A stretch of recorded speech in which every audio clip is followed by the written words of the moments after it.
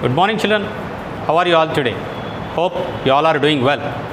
Children, in the previous class, we tried to understand about the evolution and origin of the maps. Now let us move on to the next topic, energy from the sun. So the earth on which we live is full of diversities. Already we have seen some of its diversities in our previous classes. The landforms, mountains, plateaus, plains, different kinds of landforms are nothing but different kinds of diversities and variation we have seen. In today's class, we are going to learn about some of its diversities which we cannot see but which we can feel. For example, temperature.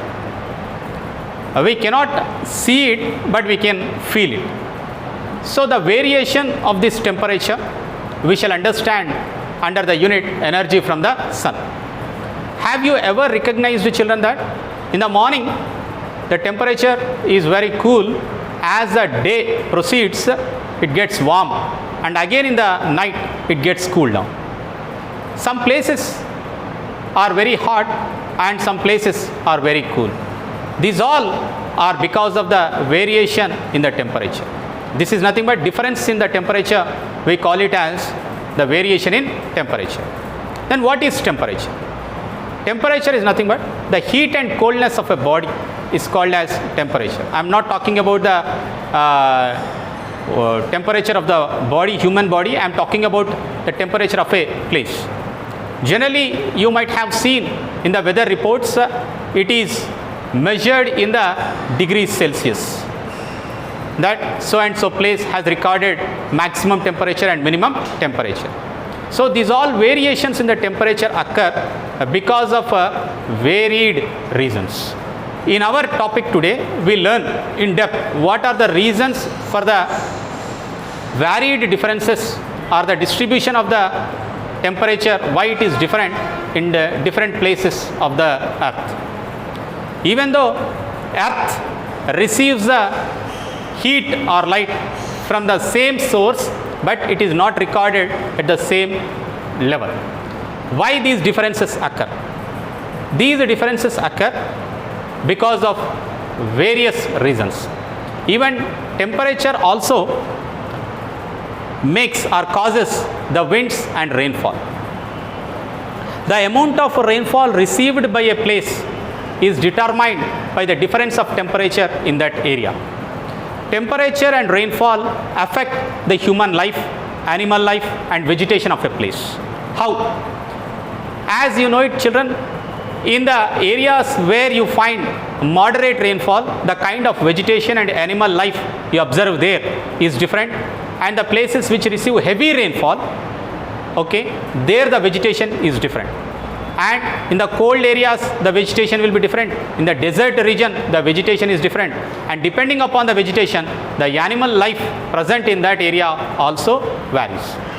Whereas some chilly cold areas doesn't have any kind of vegetation at all. That means temperature also affect, the distribution of the temperature also affects the rainfall. So the temperature and rainfall affect the survival of the human life. Now learning about the solar energy, we shall learn about solar energy now. What is this solar energy, children? The sun is the principal source of energy on the earth's surface. It is the principal source of energy. In what form this energy is received by the earth? Sun, which is a constant powerhouse, emits the energy in the form of light and heat. These are the two forms of energy, okay, which is emitted out by the sun, which we call it as solar energy, received by the earth. Does the earth entirely receives the same amount of energy? No. Different parts of this earth receives and records different levels of energies. So why this variation occurs? This variation occurs because of the curvature of the earth, because of the reflection of the energy. So there are various reasons why different parts of the world records, on the earth records different temperatures. it varies. And you know children, on a rainy day, the temperature received by the earth's surface, is it high or low? It's low. Yesterday it was cloudy, so the temperature was low. So why this happens? The entire energy which is emitted by the sun, does there is any variation? Today it emits very high and tomorrow it emits low? No. Constantly, year after year and year by year, the energy emitted by the sun more or less is constant. But the earth doesn't receive uniformly the same energy. This variation occurs because of various activities. The energy which is emitted out by the sun is called as solar radiation. Any body which emits energy out is called as solar radiation, and earth receives that solar radiation. So receiving of that energy, we term it as insolation. These are the two important terms, children. Please remember them from the examination point of view. Solar radiation, the energy which is emitted out by the sun is called as solar radiation. Okay. Insolation means incoming solar radiation is called as insolation. Earth receives that energy and sun emits that energy. So the energy which is received by the sun, okay, only a little part of that energy is received by the earth. Most part of it gets reflected back into the space, into the outer space. For example, 1/3 of the solar radiation or the energy which is received by the earth, which is emitted onto the earth, gets reflected back by the surface of the earth into the space. It works like a mirror, a reflection of light by a mirror. And some part of it gets scattered by the clouds. Clouds absorb little part of it.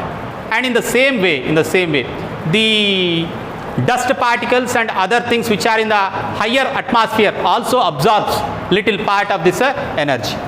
And this solar radiation or the energy which is emitted out by the sun also includes many important rays like UV rays, X-rays and many other rays, gamma rays. But these doesn't reach the earth. These are struck or these are stopped by the ozone layer itself. By the higher reaches of the atmosphere itself, they are stopped.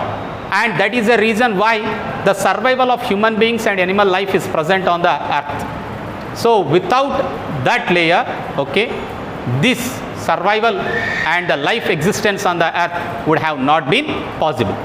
And you know children, interestingly, human societies today have developed artificial cultivation methods where the heat can be absorbed but it cannot allow it to escape. With that greenhouse cultivation, have you ever seen greenhouse cultivations? So the greenhouse cultivations today are the roofs which they have built, which allows the heat to come inside but which doesn't allow to escape it back. Those greenhouses are the artificially created environments. Even earth also acts in the same way. A little part of it, 1/3 of its energy gets reflected back.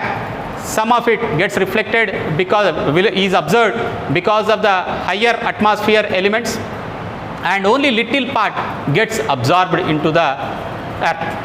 And when it comes to the variation of a temperature, why there is a variation of a temperature? Why some places get very hot and some places doesn't get warm even?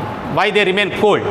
If you knew it, children, on the globe, because of its curvature, the sun's rays fall obliquely at 90 degrees at equator.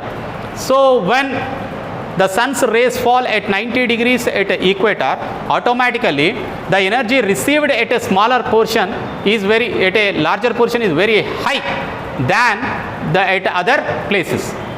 If you imagine the energy of 100 units is received at the equator, then it is only 40 units which is received at the poles. As the latitude increases, the sun's rays keeps on bending. So as a result of that, the energy received by different parts on the earth also varies. This is how the distribution of the temperature on the earth's surface also varies. The places which are located near to the equator or on the equator are warm throughout the year, whereas the places which are away from the equator are cold throughout the year. So the remaining part of the temperature, and how the temperature is measured, children? With what instrument do we measure the temperature? We measure it by thermometer, right? So in our next class, we shall understand what are the factors which influence the distribution of the temperature, those various factors, and how to draw the temperature graphs, the maximum and minimum temperature maps also we shall see in the next class. Thank you, children.